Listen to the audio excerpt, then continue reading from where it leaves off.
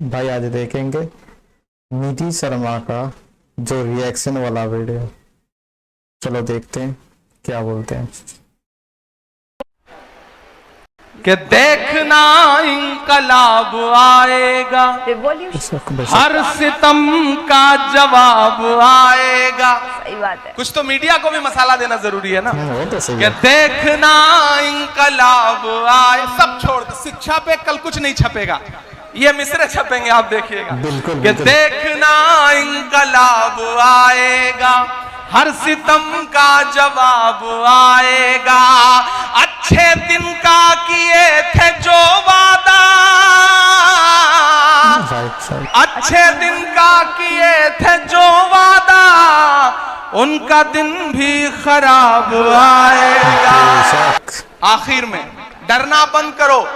हुकूमत ये दिखाना चाहती है कि तुम्हारी चूड़ी टाइट कर रहे हैं, इसलिए लोग खुश हो रहे हैं। एक तबका है ना जो इस बात पे खुश है कि तुम्हारी चूड़ी टाइट हो रही है।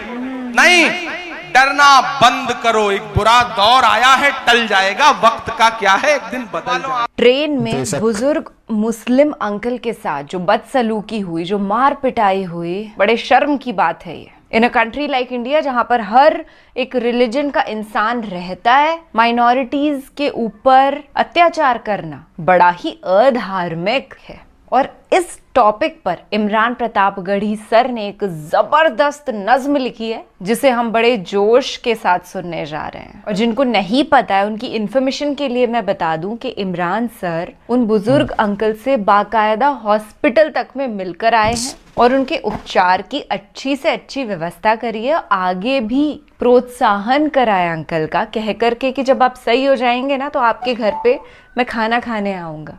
कितनी अच्छी बात है। ये है देश का नेता।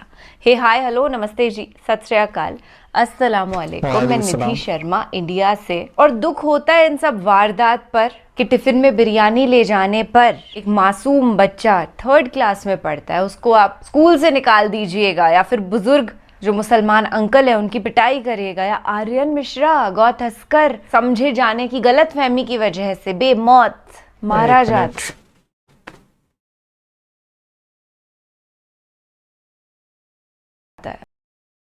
मासूम है वो, उसकी कोई गलती नहीं। बस ये गौ भक्षक जो हैं, देशद्रोही, उनकी चपेट में वो आ जाता है। एक बात से दिल में तसल्ली है कि इस सब माहौल को देखकर एक बड़ा तबका जो है हमारे देश का, वो प्रभावित हो रहा है और एंटी मोदी, एंटी बीजेपी जा रहा है। ये जो एक तरफ 80% की मेजॉरिटी, एक तरफ 15% की माइनॉरिटी को अलग अलग करके सरकार ने फूट डाल के राज करने की कोशिश करी ना, वो इस बार अगली दफा नहीं चलने वाली है। बहुत हो गया अच्छे दिनों का इंतजार, अब हमें हमारे पुराने दिन ही मिल जाए ना, वही काफी है। और जैसा कि आप जानते होंगे कि इमरान प्रतापगढ़ी सर कांग्रेस पार्टी से बिलोंग करते हैं और इन्हीं के जैसे नेताओं ने विपक्ष को मजबूत बना रखा है। इस बार एनडीए सरकार है, अगली बार इंडिया सरकार होगी, ये गारंटी है। मोदी की गारंटी कितनी चलती है तो हमने देख ली, पर देश की गारंटी अब यही है कि हमें नफरत मुक्त भारत चाहिए।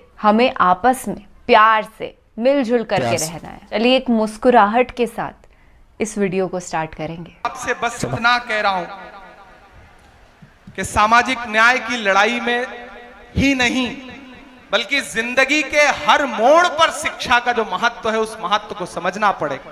अपने बच्चों को पढ़ाने का जज्बा पैदा करिए और ये 4 मिसरे मेरे घर लेकर के जाइए कि इस तरह हौसले आजमाया करो, मुश्किलें देख कर मुस्कुराया करो, मुश्किलें देख कर मुस्कुराया करो।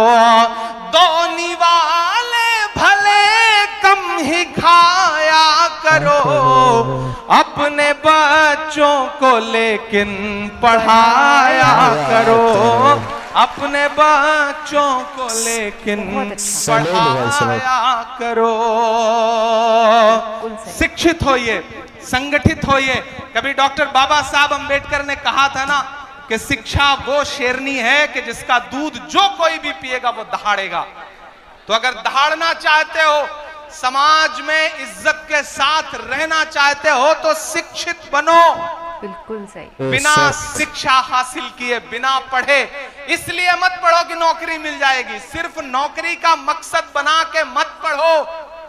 इसलिए पढ़ो कि समाज में इज्जत के साथ जीना है, और अगर किसी के साथ जुल्म हो रहा है, वो कोई भी हो, वो दलित हो, पिछड़ा हो, आदिवासी हो, महिलाएं हो, युवा हो, अगर उनके साथ जुल्म हो रहा है तो अपने इल्म का इस्तेमाल उस जुल्म को रोकने के लिए करो। अल्लाह के रसूल ने कहा है ना कि इल्म हासिल करो चाहे चीन तक जाना पड़े। बेशक। तो चीन जाने से मुराद मुझे लगता है उस दौर में यही थी कि कितनी भी मुश्किल आए, कितना भी दूर जाके इल्म हासिल करना पड़े, लेकिन इल्म हासिल करो और डरना बंद करो। आखिर में डरना बंद करो। हुकूमत यह दिखाना चाहती है कि तुम्हारी चूड़ी टाइट कर रहे हैं, इसलिए लोग खुश हो रहे हैं। एक तबका है ना जो इस बात पे खुश है कि तुम्हारी चूड़ी टाइट हो रही है। नहीं, डरना बंद करो। एक बुरा दौर आया है, टल जाएगा। वक्त का क्या है, एक दिन बदल जाएगा। बदल जाता है वक्त। और जो डराने की साजिशें लेके बैठे हैं, उनसे बस इतना कह के जाता हूं कि मत समझना डराने से डर जाएंगे। मैंने कहा ना, मैं बीर अब्दुल हमीद की सरजमीन पे खड़ा हूं। मैं ब्रिगेडियर उस्मान से लेकर के डॉक्टर मुख्तार अंसारी की सरजमीन पे खड़ा हूं। मैं राम उग्रा पांडे की सरजमीन पे खड़ा हूं। तो ये मिसरे पढ़ के जाता हूं कि मत समझना डराने से डर जाएंगे। खालिद अमीर साहब ने हमें चाय तक नहीं पिलाई है अभी, लेकिन आपको नाश्ता कराने जा रहे थे। ये कमाल है खालिद अमीर साहब का कि स्टेज पर चाय, अच्छा चाय नहीं पिलाई तो चलो ये काम तो ठीक ही किया, चाय वाला कोई मसला न रह जाए तो ज्यादा ठीक है। देखिए, मैं तो आजकल एक काम करता हूं विश्व विजय भाई, तो राजनीतिक आदमी है, कभी कभी इस तरह की टिप्पणियां भी जरूरी है कि मैं कहीं किसी होटल पे, किसी ढाबे पे या किसी भी बच्चे को चाय ला करके सर्व करते हुए देखता हूं, तो मैं कोशिश करता हूं कि उसे ले जाके किसी स्कूल में एडमिशन दिलाऊं, ताकि वो आगे चल करके मुल्क का भविष्य ना खराब कर सके, वो पढ़े लिखे ताकि। के मत समझना डराने से डर जाएंगे।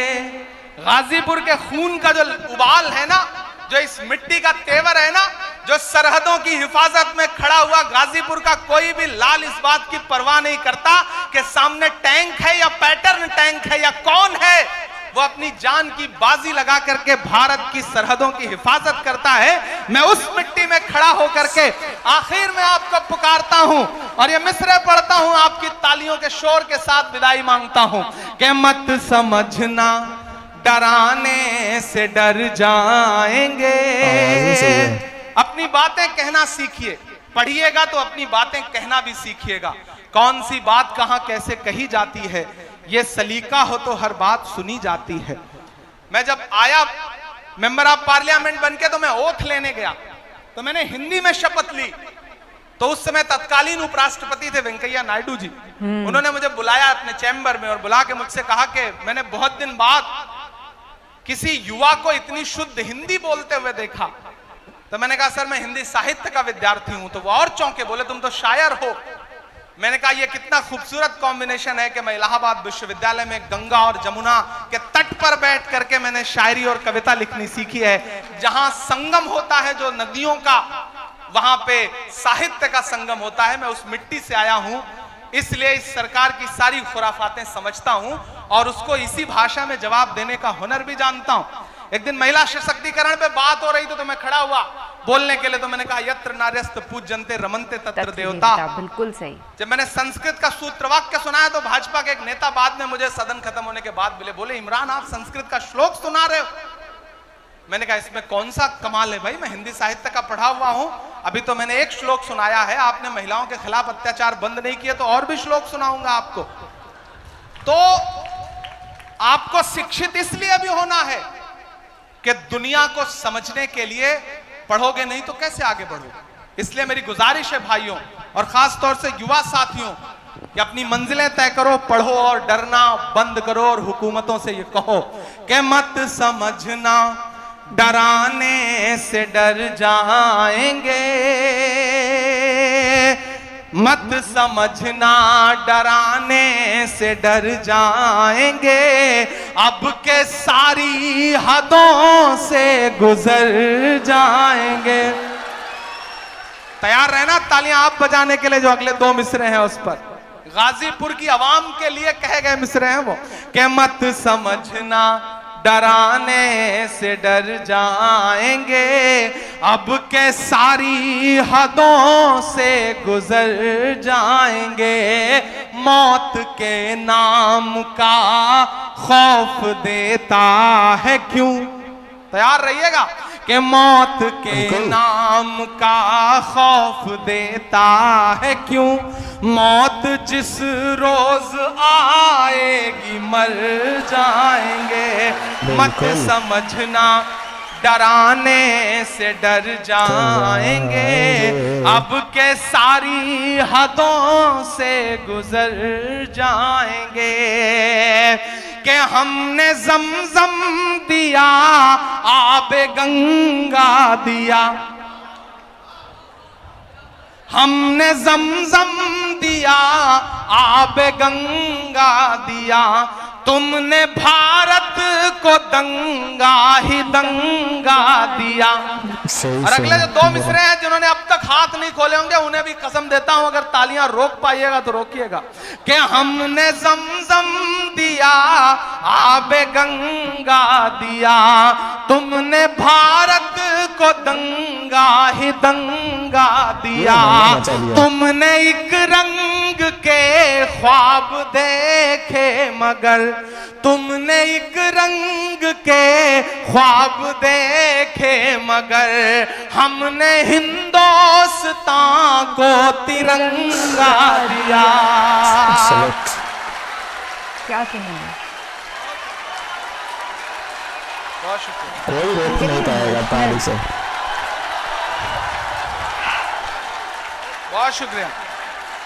हमने जमजम दिया आब गंगा दिया।